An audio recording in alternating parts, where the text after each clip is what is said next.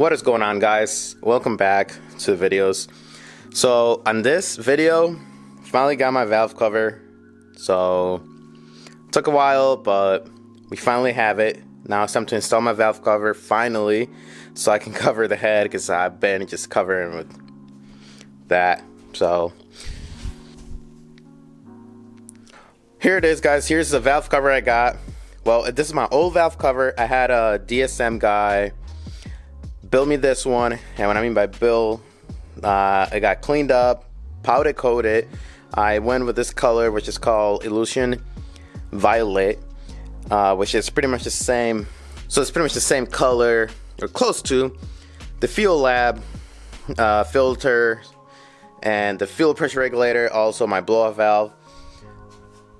So yeah, guys, it came out pretty nice. I did get 10 AN fittings welded on. That's for my cash can. So other than that, it has Velcro gaskets on it right now, and this is something that I do with all my 4G63 engines, especially on DSMs. So right here, see if I can focus right here. This is called the half moon gasket, I guess you can say. When you buy a gasket set, it usually comes as made of like a hardened rubber. Those usually leak a lot. One thing that you can use is this OEM half moon. It's found on the Evos, and I've done this a lot. It works perfectly on it, as you guys can see. It sits flush with the head. I do put RTV behind it just a little bit, so I can make sure I can cover all of that. But yeah, when you put a head on, remember, you want to put RTV here, right there, right here. Same thing where both your cams are. A little bit of dab right there, a little bit here and there.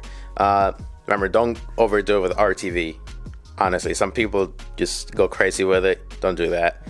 So yeah, guys, let's get to it and install the valve cover.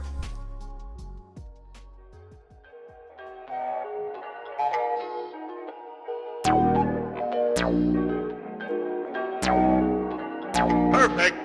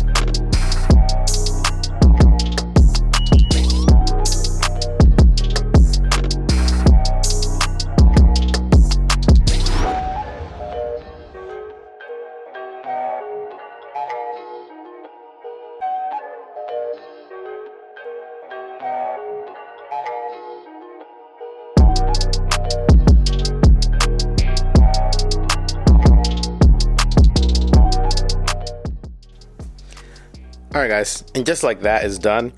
One thing, or one tip, when you're tightening down the bolts on your valve cover, I would start from the middle and just do a hand tie. So I'll start from the middle until it gets tight, and then I go outside like this, crisscross, whatever.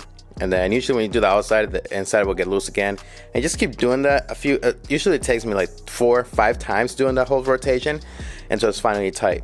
You have to be really careful with these, because you can crack them. A lot of people usually crack them down here because they over tighten it. So small tip, yeah, guys, there she is, and she's looking pretty good.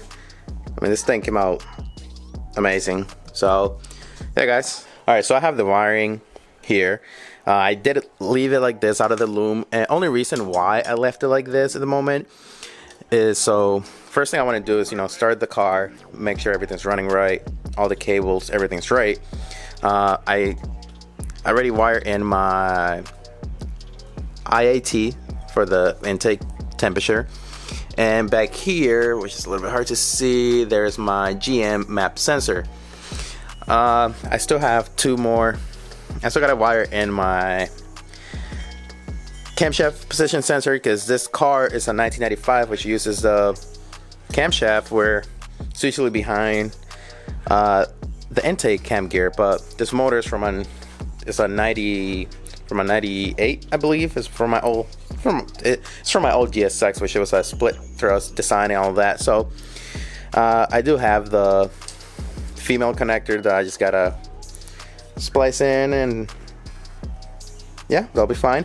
But like I said, all the wiring, when it's done, everything's gonna be sleeve and hidden, so you shouldn't be able to see anything. It should be a pretty clean bay for most of the part. So yeah, I mean, there's really not a lot to it.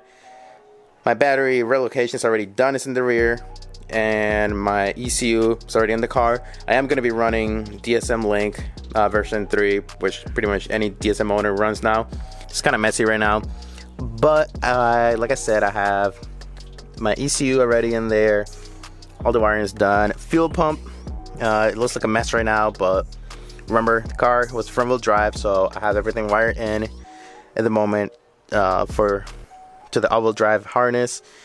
I still haven't finished to wire in the fuel gauge, but right now it's fine just the way it is. I do have my rewired kit, which is, it just runs a 10 amp, or it runs a 30 amp fuse from the battery all the way to the relay, and that way the fuel pump will be running, or we'll be getting 12 volts or more at all times. Also here you can see for my battery relocation kit, I have the main, this thick one, that's the main one that goes to the alternator, and it goes to I believe it's a 200 amp fuse. The rest, it goes to 150 amp fuses, which those are just for the fuse box and for the starter. And looking from the back of the car, this is how I have it right now.